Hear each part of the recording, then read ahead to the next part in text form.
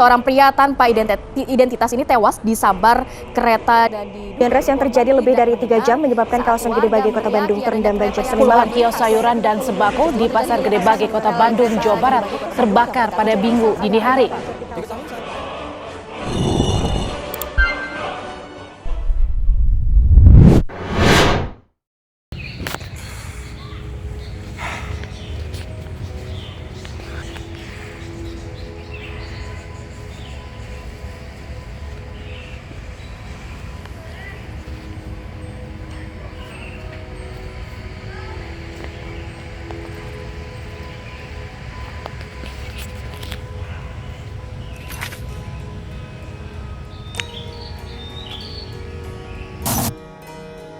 Kamu tahu nggak, dulunya Gedebage merupakan kawasan yang terpinggirkan dari dinamika pembangunan di Kota Bandung. Kawasan ini dulunya merupakan rawa-rawa yang terbentuk dari Danau Bandung Purba yang mengering pada akhir abad 19. Namun, seiring berjalannya waktu, Gedebage ini mulai tumbuh menjadi pusat pertumbuhan baru di Kota Bandung melalui konsep baru dari Pak Ridwan Kamil yang menginisiasi program Bandung Teknopolis. Menjadikan wilayah ini dirancang menjadi kawasan yang berbasis teknologi, hunian modern, dan juga ruang pengembangan kota yang terintegrasi antara 3 hal, yaitu lingkungan, riset, dan juga infrastruktur.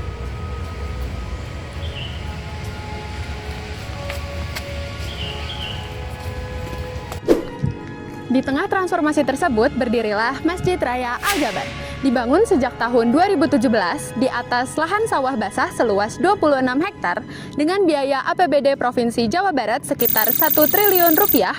Masjid ini diresmikan pada 30 Desember 2022 dengan kapasitas hingga 30.000 jemaah dan fungsi gandanya sebagai alun-alun, taman, museum, dan destinasi wisata religi. Masjid Al-Jabar bukan hanya sebagai tempat beribadah, tetapi juga menjadi simbol perubahan wajah Gedebage. Dari kawasan rawa yang dahulu terpinggirkan, kini Gedebage menjadi pusat aktivitas baru di Kota Bandung. Perubahan inilah yang menarik untuk dilihat melalui konsep spasial dan temporal yang akan kita bahas selanjutnya, mengenai bagaimana ruang dibentuk, dimanfaatkan, dan perubahan dampak seiring berjalan waktu dengan Masjid Al-Jabar sebagai titik utama transformasinya.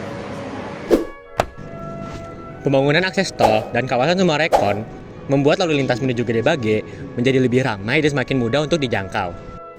Peningkatan konektivitas tersebut mendorong pertumbuhan aktivitas ekonomi sekaligus memperkuat posisi Gedebage sebagai pusat pertumbuhan baru di Bandung Timur. Kehadiran Masjid Raya Al-Jabar kemudian semakin meningkatkan pergerakan kendaraan dan mobilitas masyarakat di area ini. Sejak resmi didirikan Masjid Raya Al-Jabar pada akhir tahun 2022, terjadi peningkatan pengunjung yang menyebabkan lonjakan volume kendaraan, terutama yang melalui di Jalan Cimincrang, yaitu akses utama untuk masuk dan keluar di kawasan ini. Hal ini terjadi karena kapasitas jalan yang belum memadai terhadap volume lalu lintas. Akibatnya, kemacetan lalu lintas semakin sering terjadi, khususnya di Jalan Cimincrang dan ruas penghubung menuju Gedebage.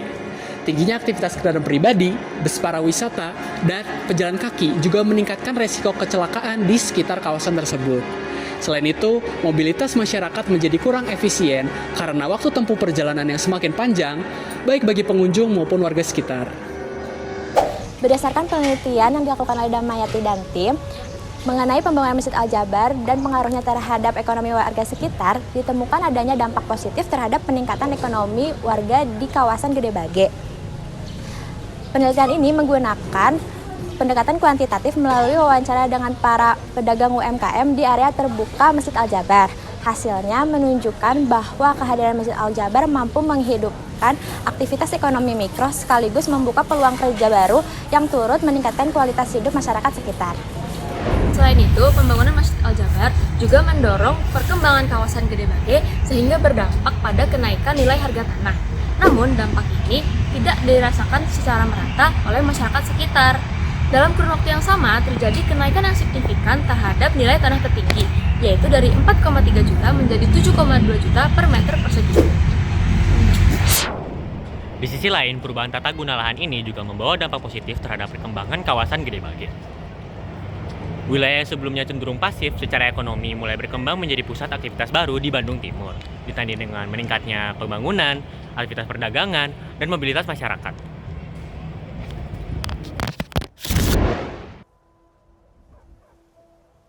Namun, dari seluruh perubahan yang terjadi, dampak paling mendasar terlihat pada sektor pertanian. Sebelum Masjid Al-Jabar dibangun, Kecamatan Gede Bage merupakan penopang ketahanan pangan Kota Bandung dengan hamparan sawah yang cukup luas. Kini, pada rencana detail tata ruang atau EDTR, aktivitas pertanian sudah tidak lagi dimasukkan ke dalam aktivitas ruang Gede Bage. Sehingga secara struktural, Gede Bage sudah dilepas tugaskan dari tugasnya sebagai lumbung pertanian.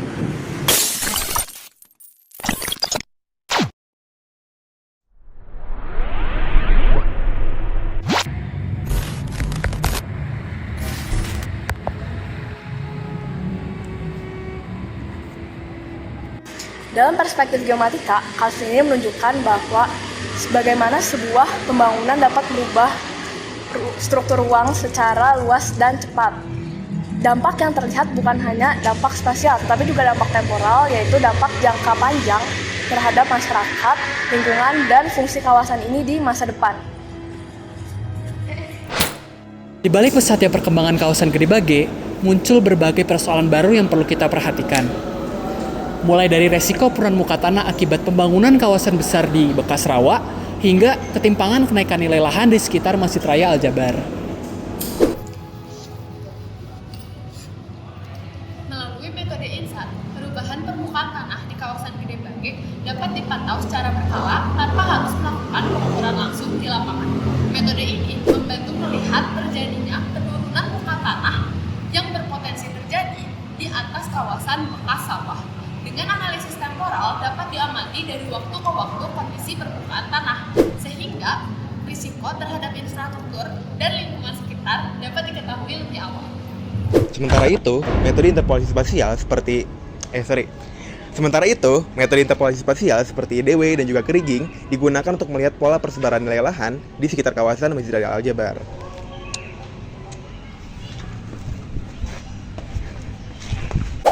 Dengan metode ini, data harga tanah dapat diolah menjadi peta sebaran nilai lahan sehingga dapat terlihat area mana yang mengalami kenaikan dan juga area mana yang mengalami pertumbuhan lebih lambat.